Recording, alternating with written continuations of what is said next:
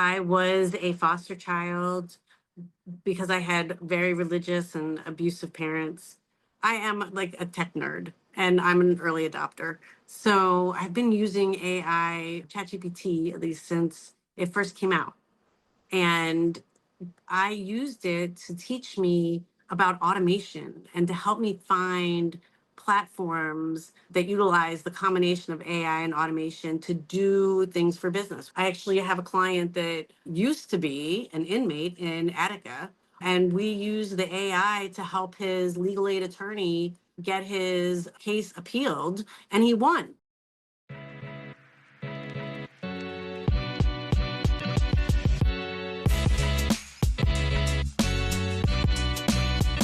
Back to the Mindful Hustle, where we explore how rewiring your identity leads to exponential results in life and business. I'm Donnie, and this space is for business owners who are ready to create from alignment, not anxiety. Did you know that your reticular activating system filters the world based on what your subconscious expects to see? That means your internal reality is literally shaping what opportunities you notice and which ones you miss. At Reality Realization Institute, we help you recalibrate your internal settings so you become a magnet for the results you've been chasing. If that resonates, grab a free strategy session at realityrealization.org/call. Now, let's dive in and welcome today's guest. Today, we have Carly Martha, who also goes by Carly, a forensic CPA who blends outsourced CFO advisory with holistic business mentoring, creating powerful results at the intersection of strategy and soul. With a focus on automation and AI-powered lead generation, Carly helps entrepreneurs scale smarter, bringing clarity to the numbers and alignment to the vision. In this episode, we explore not only her background, but also how data, systems, and intuition can work together to build a business that's not only profitable, but purposeful. All right, let's dive in. Thank you, Carly, for coming on to the show today. Thank you so much for having me. It's really a blessing. Of course, of course. All right, let's start here. I'd love to hear more about your background, about the journey you've been on, and most specifically, some of those key moments in the life you've experienced so far when things appeared to just click, when everything changed. Perhaps a mindset shift or a realization that really reshaped your path. Very few people are able to look at their past and say, I understand why I went through that lesson. Like, I gained knowledge that I'm using right now. And I have been blessed with being able to see those things. I was a foster child because I had very religious and abusive parents. And then when my children were small, they actually went into foster care because of my son's mental health diagnosis. And so because I had gone through that, I knew how to handle the system and be the right kind of mom for my children. So just as I was able to see that, I saw with my career how it's really led up to exactly what I'm doing now. When I was in college, I was actually a pre-law major and I married an Army guy, and I decided to change my major to accounting of all things. But this has really provided me with such a wonderful foundation in not just accounting, but business. I became a forensic CPA doing fraud reviews for insurance companies, for employee dishonesty, and for business interruption calculations. And because my profession allowed me the flexibility of being able to move as we were moved by the military different places, it also allowed me the ability to work in jobs that paid better so that my children could get better services. Because my son is autistic and my daughter had borderline personality disorder. And my husband is now a disabled veteran. So I had a full plate Yeah. going into all of this, right? But those skills allowed me to open my own business. And so I said, okay, I'm going to open a business. I'm going to do this outsourced CFO work. I had been doing it as a remote employee for a firm in Texas. And I was like, I can do this on my time and give me back control because as my daughter was getting older, her children, she also needed me. I realized that I could do the CFO advisory work locally and improve my community. And when I started out, they were like, okay, you have to choose a specialty for what it is you're doing. Like, who are you providing services for? And I went through a couple very high paying clients who were very demanding. And when my daughter wound up in the hospital again as an adult, her children were given to me as temporary custody. And I didn't know what to do. I was back in the same place, working a 9 to 5 job basically with clients that didn't understand that my family had to come first. So it wasn't any better than a boss. And I realized that I needed to serve special needs families that Mm. own businesses because I needed somebody who would understand that my family has to come first too. And my lived experience, not just as a mom to special needs kids or the spouse of a disabled veteran, but because of my abuse, I've had brain damage. So I myself am also disabled. This has opened so many doors for me, just going to people and telling them, I'm here to serve special needs families. Because most parents, when they find out that they have a special needs child or that their spouse is suddenly disabled, they leave the workforce because they can't handle the medical appointments and the clock in clock out 9 to 5. I couldn't handle it either. That's why we're here. And I there's a lot of things that they do as far as a business that if you don't have time, you don't do it, like the social media or following up with customers. And these parents that are now opening up their own businesses, not because they wanted to be an entrepreneur and have their thumbs in different pies or whatever, but because they didn't have a choice. This is the only thing that fit with their life, and they don't really tend to know a lot about business. They don't have a lot of access to capital, money, credit, anything because they've used it for their families, right? Mhm. So I am like a tech nerd and I'm an early adopter. So I've been using AI, ChatGPT, at least since it first came out. And I used it to teach me about automation and to help me find platforms that utilize the combination of AI and automation to do things for business, whether it was having an AI answering service so that I don't have to answer the 76, you know, calls that came in today. Most of them were from spam, but the couple of customers that did call in, they were able to get a hold of me immediately. They were able to leave messages or even book appointments. That just takes a load of anxiety off. Mm. And when I realized I'd built these systems, whether it was for cold outreach or the chatbot for clients on my website, that I could build these systems for other entrepreneurs. Like they all know that they're supposed to be doing something with AI and automation. They just don't know what it is and they don't know how to make money at it. And Yeah. I figured that out. We got it down, right? So it's like, okay, now I need to bring this, um, to my community. And just the response from these families has been overwhelming. And it really is about being in the right room, right? Talking to the right people. Because I went from trying to explain what I do and people saying, you do too much, because I'm not just a CFO, right? I'm not just a fractional, financial consultant, but I also can do business mentoring because I have this professional grade AI experts. I actually have a client that used to be an inmate in Attica, and we use the AI to help his legal aid attorney get his case appealed, and he won. Wow. Yes. So, I mean, just having access to knowledge like this is just unbelievable, right?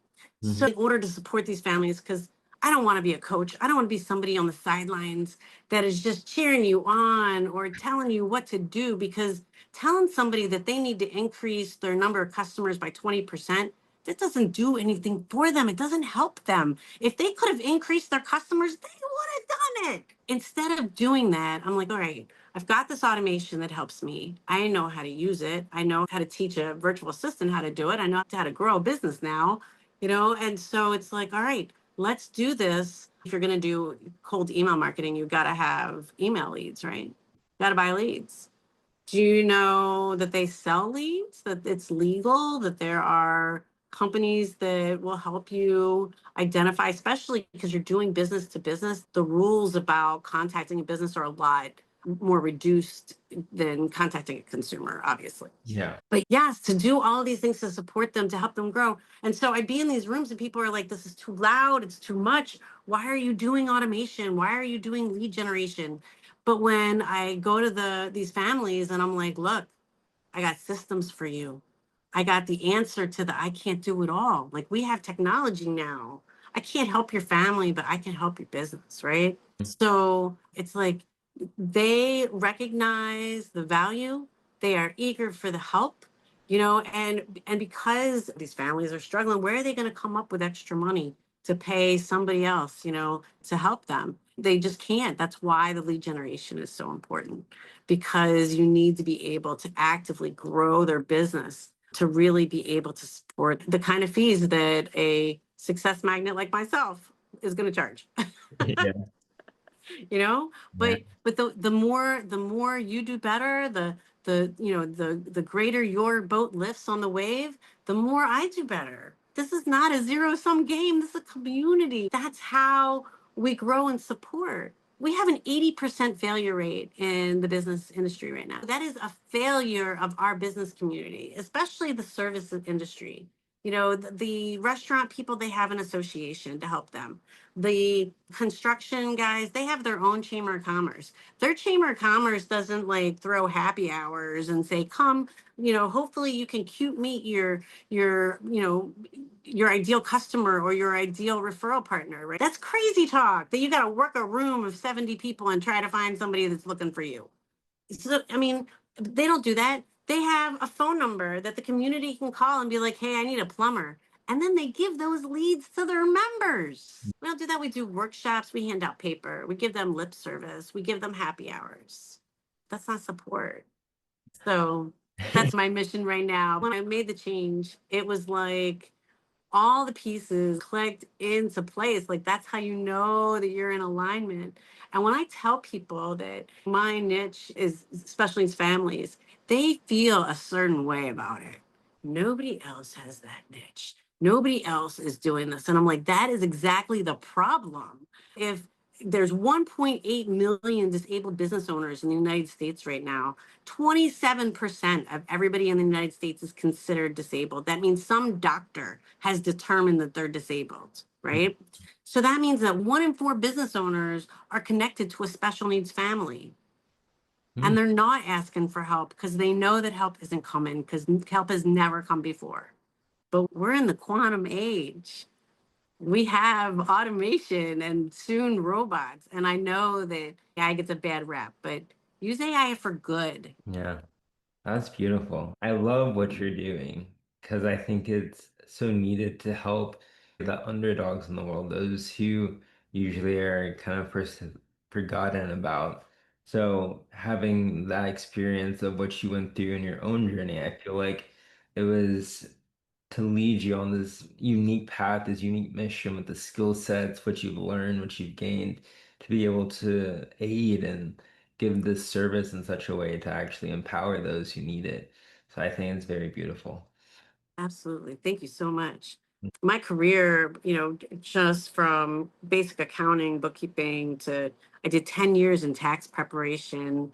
I don't do taxes like that anymore, but I know how to connect them with the right people. I know how to review a tax return to make sure it's correct.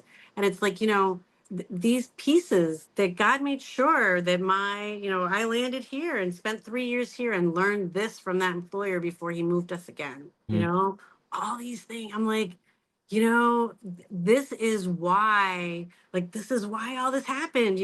I was miserable at that job, and this is why, this is what I learned from that, mm, and just and being in the right room. Being in the right room, pearls before swine, right? Don't cast your pearls before swine. And if you find that yourself that you are not in the right room, that people are not appreciating your value, that means that God wants you somewhere else. Go where the energy leads you. Yeah, where it's resonant. I love that. That's right. That's right. Hmm. Well, I'd love to talk more about the AI side of things, but before we go to that, I'd love to hear more about this journey itself, because you gave me a lot of different nuggets that I'd love to kind of go deeper into. One of the things was throughout your journey, you clearly see how all the different elements have kind of played a role into what you're doing now, how through your personal life experience to the things you've learned, the jobs you've had, they've all come together in a sense to give you a unique perspective, a unique outlook, a unique skill set to be able to help in the way that you are. And so I was curious to know what types of mindset shifts or mindset perspectives did you have during this journey? Like, did you ever feel while you're on the journey as if things were adding up to a particular outcome, or was it kind of during the journey you were just trying to get through the day-to-day experience? I'm curious on like what that flow felt like to you while you're in the process. I have been on a spiritual journey over the last couple of years. Hmm. And, because I was raised in a very religious household, obviously when I got out, I left all of that behind. So coming back into spirituality from a universe energy manifestation angle and arriving finally to have a relationship with my creator again, right? So when I started this and started my business, it was just me by myself, grinding through everything. And it was hard. And I was like, but I'm manifesting, I'm bringing these pieces together. Why is it so hard? Well, because building a business is hard. It sucks. Everybody knows this is what's going on. But it wasn't enough. Like, I lost my daughter during this time. I had surgery and almost died during this time. My husband almost died after surgery. I was actually attacked later on and almost died. Everybody winds up with a stalker at least once in their life. I had mine. I think we're all good now. But it was like tribulation after tribulation after tribulation. And I still wasn't seeking anybody else to get this done but me, because you don't ask for help. You just keep grinding and doing, because eventually you stay consistent, like it'll happen, right? Hmm. My intention was to earn money and to be present for my family. And it wasn't until I understood that I needed to be a vessel, I need to serve. My perspective had to change from this is going to be about money to this is going to be about changing people's lives. Hmm. Yeah. And when I was able to humble myself that way and realize that this is not because of my doing, who I am, or what my influence is, this is strictly because whoever you want to call it, God's universe, the source energy, whoever is using me as his vessel to show love for real to his people, because especially special needs families and families that have unique needs, not these npcs that they get up, they go to work, they come home, their kids are great, everybody's happy, not those people, the real ones, right? you Hmm. know those are his people, and he needs us to take care of each other, so I'm trying to do my part. Yeah. Yeah, I love that. Wow. And something I'm curious of is with this work you're doing, because it's so mission focused, do you have a sense of like, I want to start franchising this by the end of next year. I mm, want to take because my platform is and I've talked to a franchisor about this, mhm, but it is, I'm I'm not the software person. You don't want me building and a marketing automation because that's not my strong suit. Hmm. But I am techie enough, and in a previous job, I did B team for a software development company to test all their stuff because I'm good at breaking stuff. I have a couple of those relationships now with AI software vendors and developers who either give me their software so that I'll test it out, or that I have found and that it's quality and I'm using it and able to actually produce results with it. Then it's like, okay, great. Now I'm going to add that to my tech stack and say, okay, this tech stack is valuable, because just knowing that something is available changes your life. But then once you find it, you got to find it in a package that you can afford. And that's one of the biggest things. Like let's use the lead generation thing for a minute. So if you went out and bought leads, you'd probably be paying somewhere between $1 and $3 a lead. If you're lucky, right? And because that's not social media marketing, that's just somebody's cold email address that you hope is still valid, maybe. So, I mean, you can get one of these unlimited subscriptions, but it's like $4,000. Yeah. So, and I've tested all these. I just got done doing all this because we just swapped vendors. This is part of the value of my impact, is that because I keep an eye constantly on what's going on and what is coming down new, I'm able to get in and test stuff and be able to put it on the market. So $4,000 is lead generation. It's just not financially feasible for me to do it for myself. But you know what?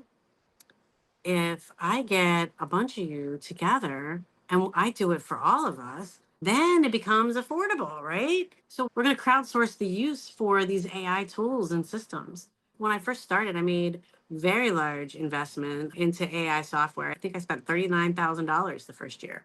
Oh. And it was worth it. Whether it was testing or buying or getting or learning. Like when I started this, I didn't know how to edit video, didn't have any idea how to do a website, but all of this training and learning and filling my head with all the knowledge that I needed to take this to the next level. And now it's here. And it's like, okay, now we're ready to go. Let's go. Let's go. Let's go. That's awesome. Well, that's a really exciting progression. I can't wait to hear more about the franchising, all the different levels and realms you want to reach with the business and the impact you want to make. That's really cool. And I love hearing everything AI because in college I studied AI a little bit as a computer science major before I switched to business. And now that interest has continued on. And so I'm starting my own AI-oriented business, kind of implementing some of these services and helping people. So it's cool That's to amazing. find. That's amazing. Well, something I like to do near the end of these episodes is to really just get an insight from you, a quote you could say about how an individual, a business owner out there trying to reach a new level of life while being fulfilled as they do so, what would you tell someone like this? What nugget of wisdom would you give to this type of person, regardless of the stage, just a general thing that can give them alignment on the path? You got to trust the process. Pray for strength, pray for guidance, and just do what you need to be doing. Most of the time, people stop right before they break through. They get disheartened. The road gets rough. When you are manifesting big things, the universe will throw everything at you to make sure that you are strong enough for what you are manifesting. Wow. And I felt that. The next time that you feel like you're being tested or taxed or, just like, why is this coming at me? Just look at what you're manifesting and just remember that you got to be strong enough to handle what all the good that comes. Hmm. That's very timely and very, very applicable to so many people. Thank you. Well, Absolutely. before we wrap, where can listeners connect with you, learn more about what you're doing, and hear more about your perspective on life and AI and business? Absolutely. My company website is successpositive.guru. I will tell you, I was just on a national TV show, the Real Entrepreneur TV show. And Mhm. I'm in a bunch of episodes and I hired a publicist, but I can't tell you how it ends. But My YouTube channel has a playlist for it, and I made it really, really easy. You can obviously go to successpositive.guru, GURU, and look at my media page. But if you go to tinyurl.com /team Curly, you will get to my playlist and you can see all things the real entrepreneur. Wonderful. That's amazing.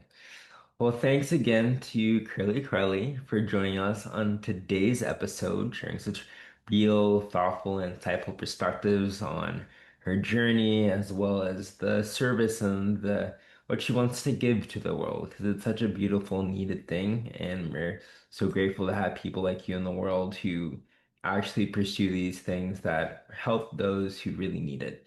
So, very grateful to have you in the world and to have you on this mission.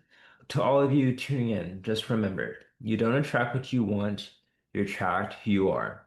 So if you want to change your results, start by becoming the version of you who already has them. This is the Mindful Hustle. Until next time, be bold, be intentional, and keep realizing your reality.